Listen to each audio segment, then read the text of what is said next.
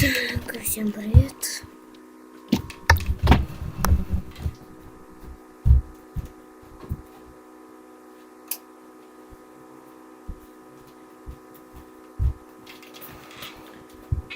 Делаем текста. Вот так. Ой.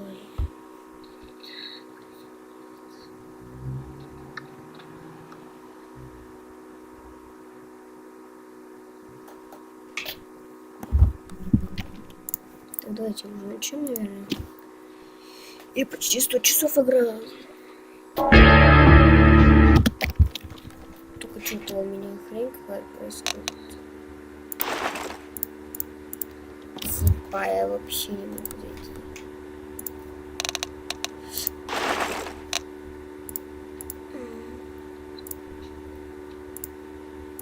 Так, 100 часов играю.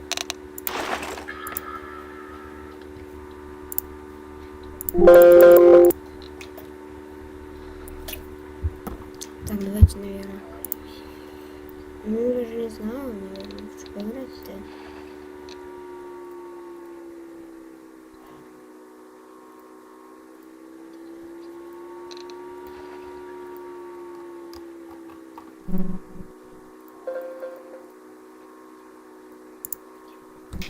Так. Тащите, ну, кстати, на фарме. Трофей. Заработайте 2 миллиона долларов. 500. Нормально. Понятно. Так. Уже просмотров 2, нормально.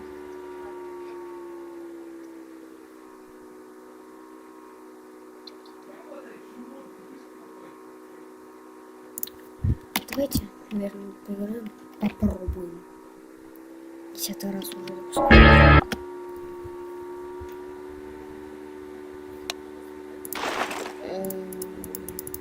Нормально? Ладно.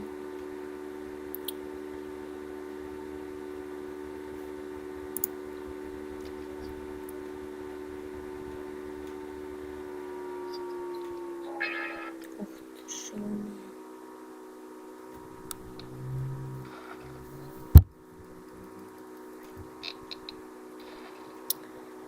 Эй, текс. Не пойму, что за хрень. Так. Это не было. Давайте перезайдем, наверное, в Steam. Подождите-ка. Ладно. Забылось. Не туда. Так. Играть и что хочется.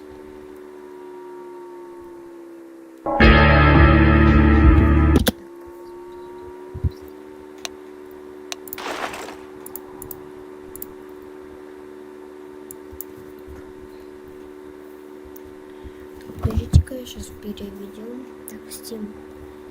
Так. Ну, так вот, так вот. Сейчас, подождите.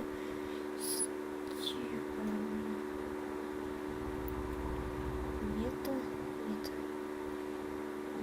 Микст.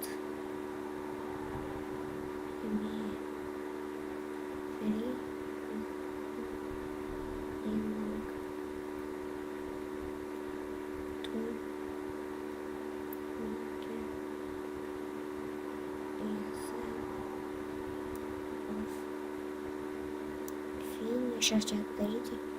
Ой, финт. А, кстати, меня не будет несколько... Ну, как несколько? Можно сказать, 2 месяца, потому что летние каникулы, я уезжаю в деревню. Вот. Так. Для использования серверов поиска необходимо запустить бета-версию в Steam. Запустить бета-версию. Это типа где? Страница в магазине. Как бету включить? Ладно, игра.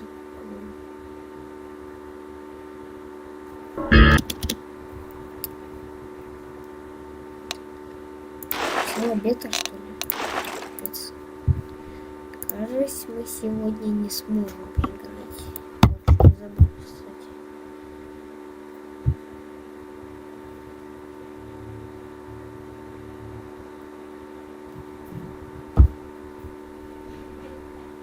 Так, надо было вообще... Так, казалось, тащу.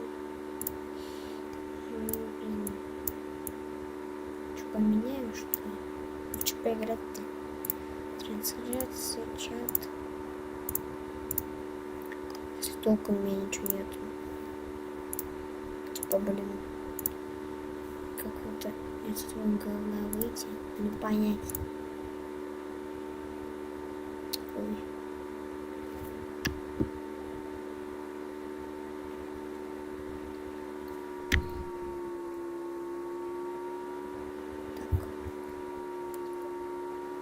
Я сейчас так сделаю.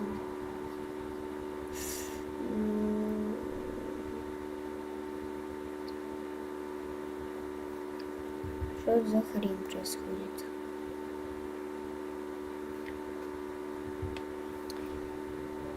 Ну, если бы я, конечно, был бы этот сам, как его, GTA San Andreas, тогда бы мы в его поиграли. 99 часов. Я сотку не могу лапнуть. Как так-то? А до выхода 2004-го. Понятно. Так, 2004-го. Вот.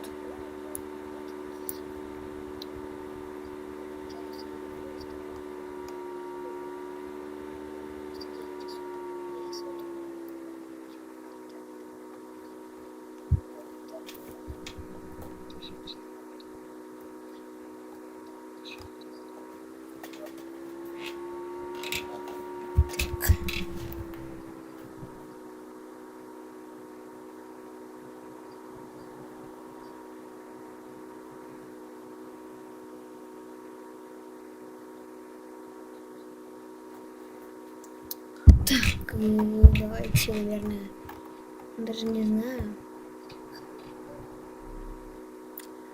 как зайти к... А может, подождите. Нет, мне запускать не надо, отменить. Ладно. Попробуем еще раз.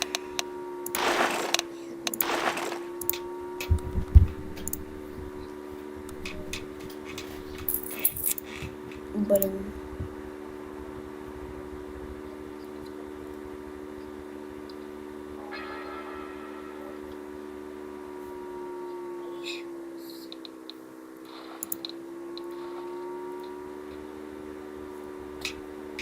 О. He's going to learn from event to event, and he's going to constitute Let's go. this bank of experience, and hopefully show a better Counter-Strike today. Yeah, and also have a guy coming through the ranks together as Taiwu in that period, right? He was special, right? But I've never seen a guy who's just had instant impact, right? Taiwu had a little bit of time. I know he did really well with the first couple of events, but he had some teams before that, all against authorities, some mixed qualifiers online, but all of a sudden arrives from the academy, steps in. From the game back in Dallas, which was, less than a couple of weeks ago, just versus Vitality. That is uncharacteristic from Donk. Yeah, it really is, and I do think that these numbers are heavily weighed down by Dust 2. And this is where, if you are a critic, if you're a doubter of the Donk situation and the Phenom, then you're going to use that as a bullet. But the bounce back on Mirage was real. He actually got into shape. On the T side, he was used the way he likes to, which is taking space, taking duels, doing this like mid-round bomb site-centric situation where he gets to just spray left, right, and center. He was doing it on the second map. It's just the first map where that was a non-starter, and Spirit cannot afford to have that to happen again today. Yeah, and he's also kind of unique in the sense that we saw him actually be placed on the B vertical, right? And people thought, like, why is he still there? He's an anchor position, like, please put Sontex there, right? And it was his worst map by far. He kept playing it a couple of times. All of a sudden, he changes over to A. His stats is back, right? When he gets freed up of space, he can actually dictate games. But when he's stuck in those positions where he has to be really stationary, he's not going to be doing a major difference. And something that we also have to take into account, you can revel about Donk, and you can be so impressed by how brilliant he is. But his talent is also exploited in a system that is very fine-tuned. Spirit's Counter-Strike is good, fundamentally good. And when you have this map pool that's rotating, you have the Vertigo being changed, Dust 2 being brought back in, maybe we have to give them a little bit of time so that they can use this talent. On Dust 2, against Vitality in Dust, it was very raw. A couple of mistakes were made. He could never get it going. See if there was a learning curve. I mean, it was about 2 weeks ago, so it's pretty short. Yeah, not much time to be doing, homework and re-preparation coming into things. You mentioned Dust 2, obviously that was a blowout from the side of Vitality. Mirage, though, that one cut hella close in that series back in Dallas, right? I mean, as close as it gets. You have Vitality who benefit from a great start, but then Spirit work their way back into it. They identify weaknesses on the A side. They start pouncing on Flames and Apex a couple of times. Suddenly you find yourself in the second half where if it isn't for a few crazy clutches, a 2v3 being turned around on the B side, things could have gone either way. It was very similar to the Mirage between FaZe and Spirit in Katowice, which is a 13-11, where you can replay some of these rounds, have a different outcome.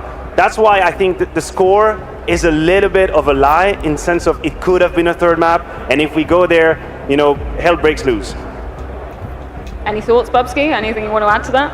I think when we're looking at really on Mirage specific, right, we are gonna having two different approach. I think if you see Dunk in Connector, he actually imitates a little bit of how Apex plays, but the difference is just that There's a difference, yeah. Yeah, and the difference is just Dunk one-shots them when he sees them, right? He's really able to actually just take those duels. I think the Molotov behind the island, flash out Connector, we see it time and time again. He's not afraid to force those duels in the middle area. Sometimes we see with Apex, he has the plans, he has the ideas, he knows how to communicate it, but he doesn't execute the last phase of it. Well, we talk about that Mirage, and guess who was instrumental in that? Have we got any Mezzy fans in the house? There we go. The only Brit to make it here this year, the fourth Brit in total to actually be in this arena. We haven't even got enough for a full team, but we have to talk about how much impact he had in the playoffs of Dallas overall. Yeah, there's been an incredible breakthrough. I think when it comes to Mezzy, you have to realize also the scrutiny he was under. When Vitality struggled in Q1 of this year, every fingers was just pointing at Mezzy, saying, you have to replace him, you have to upgrade him, this isn't enough, well, we're missing Magist.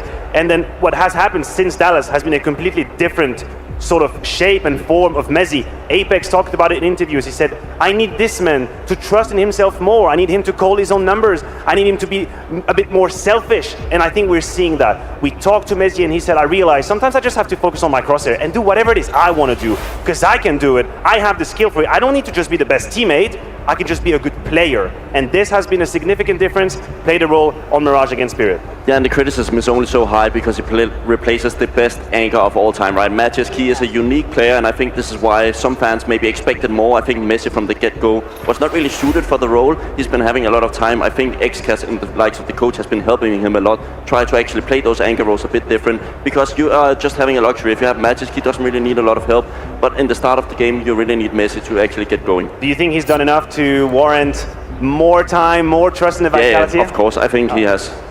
Well, from the start in the eyes of the fans to the real X factor in the team, it's time to check in with Zaru ahead of the semi-final. I want you to go with me on a journey and reflect back on yesterday's win versus FaZe and just how that went for you guys and if you felt like you overcame some problems you've been having recently. Obviously on Inferno we see some problems we had before, like some small mistakes, some small miscommunication, like we wasn't ready to fight at the beginning, so that's why we kind of lost. It was hard to lose on Inferno for us, but after that we had, like always, good talk outside and just to put ourselves into the server again, and I think it was good for us to have this talk after the server outside, I mean, but yeah, it was really tough for us on Inferno over that, yeah. I want to ask you though, in other series, we've seen if you lose a series badly or something goes too wrong, we've seen Vitality kind of fall apart. That didn't happen this time. Do you feel like you've overcome it? Actually, I think in our strength in Vitality is our mentality. We never give up. Even though we can lose 21 the first game, we're gonna bounce back. We always say that, so that's why I think it's our strength is to always, we never give up in any case. That's what it's about, right? Never giving up in any of these games, fighting to the end. Last time, though, you were facing Spirit back in Dallas, and it was the first time we got to see you versus Donk, and you had one of your insanely good performances. How much of that was motivating against you playing Donk for the first time, and how much do we expect of that today? Actually, the first time I played them, I wasn't really looking for Donk, because